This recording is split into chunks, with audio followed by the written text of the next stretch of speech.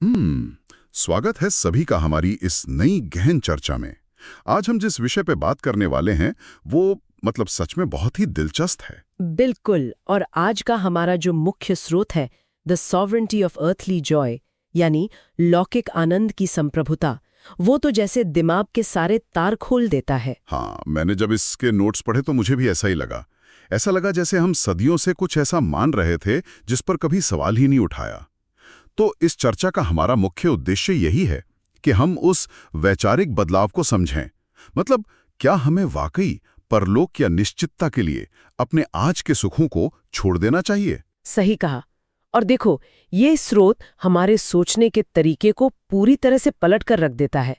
लेकिन इससे पहले कि हम इस चर्चा की गहराई में उतरें, मैं एक बात साफ कर देना चाहती हूँ। हाँ बिल्कुल, ये बहुत जरूरी है। हमारा उद्देश्य यहाँ किसी भी धार्मिक विचारधारा का समर्थन या विरोध करना बिल्कुल नहीं है। एकदम, हम कोई पक्ष नहीं ले रहे हैं। एग्जैक्टली। तो अगर हम स्रोत के मुख्य तर्क से शुरुआत करें तो यह उस पारंपरिक सौदे की बात करता है जो संस्थागत धर्म हमें सदियों से सिखाते आ रहे हैं। हाँ, वही ये लोक और परलोक वाला सौदा है ना। बिल्कुल।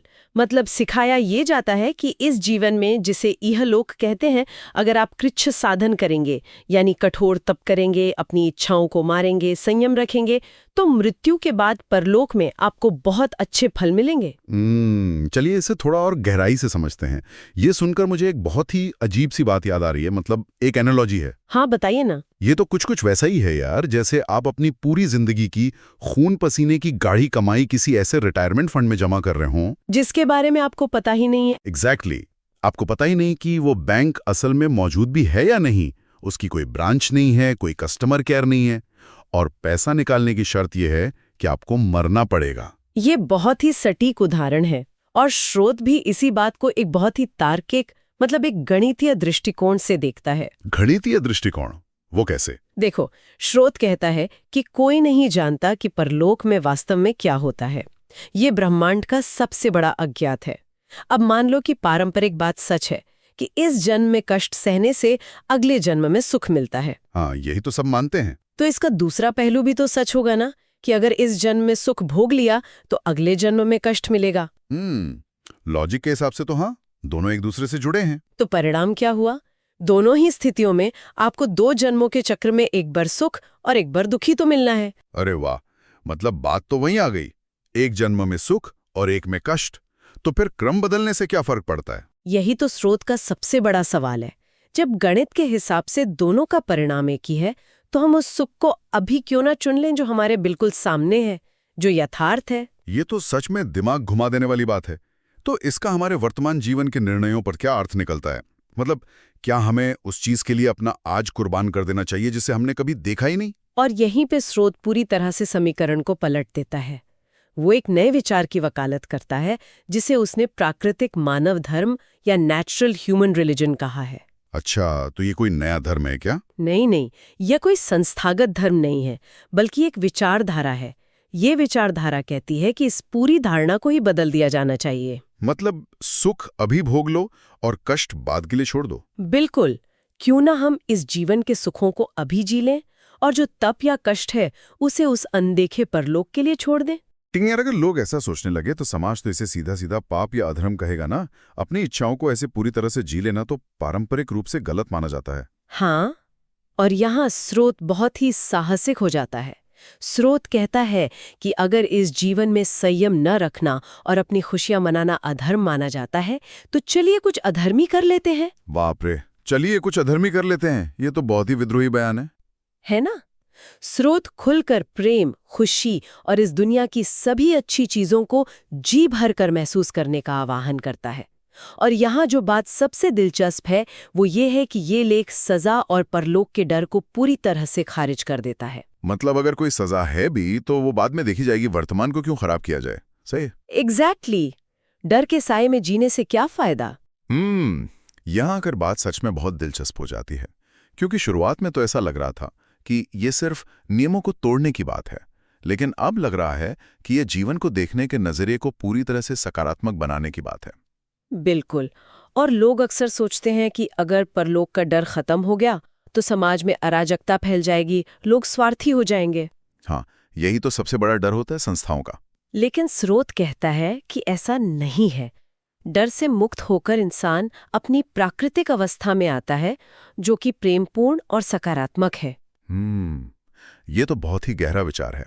और जहां तक मुझे याद है, इस चर्चा में स्रोत केवल आधुनिक दर्शन की बात नहीं करता, बल्कि कुछ बहुत ही प्राचीन प्रमाण भी देता है ना। हाँ बिल्कुल, और ये इस वैचारिक यात्रा का सबसे सुंदर हिस्सा है।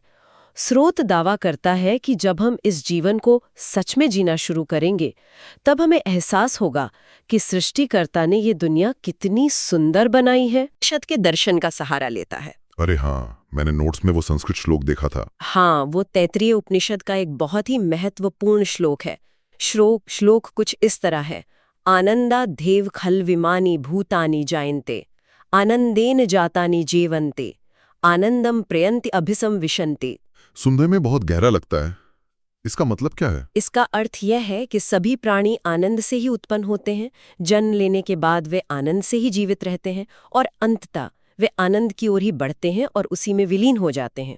अरे वाह, मतलब जीवन का मूल ही आनंद है। शुरुआत, मध्य और अंत सब कुछ आनंद ही है। बिल्कुल। अगर हम इस श्लोक को बड़ी तस्वीर से जोड़ें तो यह स्पष्ट होता है कि आनंद ही जीवन का मूल स्वभाव है। इसमें कहीं भी मूल रूप से सजा या कष्ट की बात नहीं है। तो श्लोक का इस्तेमाल करके क्या कहना चाहता है? स्रोत इस श्लोक का उपयोग यह साबित करने के लिए करता है कि संस्थागत धर्मों द्वारा बनाए गए जो परलोक और पुनर्जन्म के विचार हैं, वो केवल मन घड़ंत हैं। स्रोत के शब्दों में ये कष्ट कल्पनाएं हैं और कोरा झूठ है, यानी मिथ्या है। ये तो पूरी की पूरी मान्यता प्रणाली को ही चुनौती देना हो गया। हाँ, क्योंकि ये कल्पनाएं केवल इंसान को डराने और मानसिक रूप से नियंत्रित करने के लिए बनाई गई हैं। बिल्कुल। जबकि हमारा वास्तविक स्वभाव तो आनंद है। अगर हम इस पूरी चर्चा की कड़ियों को जोड़कर देखें तो सफर कितना अद्भुत रहा है। मतलब लेख की शुरुआत एक तार्किक सौदेबाजी और उस बैंक के उदाहरण से हुई थी। बिल्कुल, एक ठंडे गणितीय समीकरण से। हाँ, और अंत में वो एक इतने गहरे आध्यात्मिक सत्य पर आकर समाप्त होती है कि जीवन का मूल ही आनंद है। ये संस्थागत धर्म के उस डर को पूरी तरह नकार देती है। सही कहा।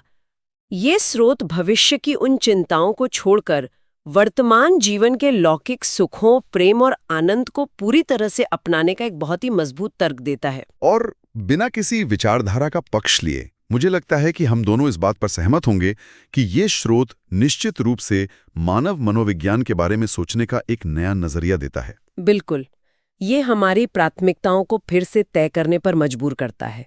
ये सोचने पर मजबूर करता है कि असली धार्मिकता क्या है। इस पूरी चर्चा को समेटते हुए मेरे दिमाग में सुनने वालों के लिए एक बहुत ही गहरा सवाल आ रहा है।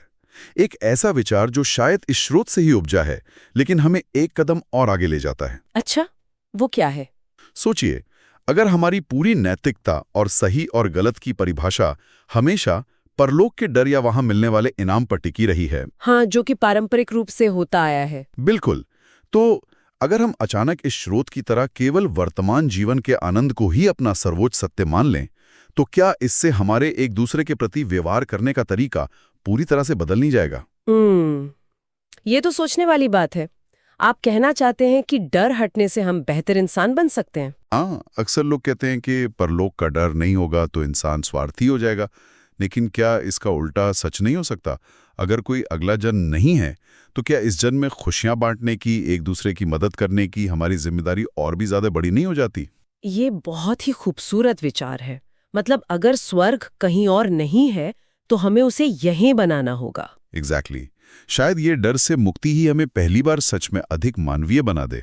और इसी विचारोत्तेजक सवाल के साथ हम आज की ये गहन चर्चा यहीं समाप्त करते हैं। सुनने वालों के लिए ये सच में अपने आप से पूछने वाला सवाल है। बिल्कुल, सोचने के लिए बहुत कुछ है। इस गहन विश्लेषण में हमारे साथ बने रहने के लिए बहुत बहुत धन्यवाद।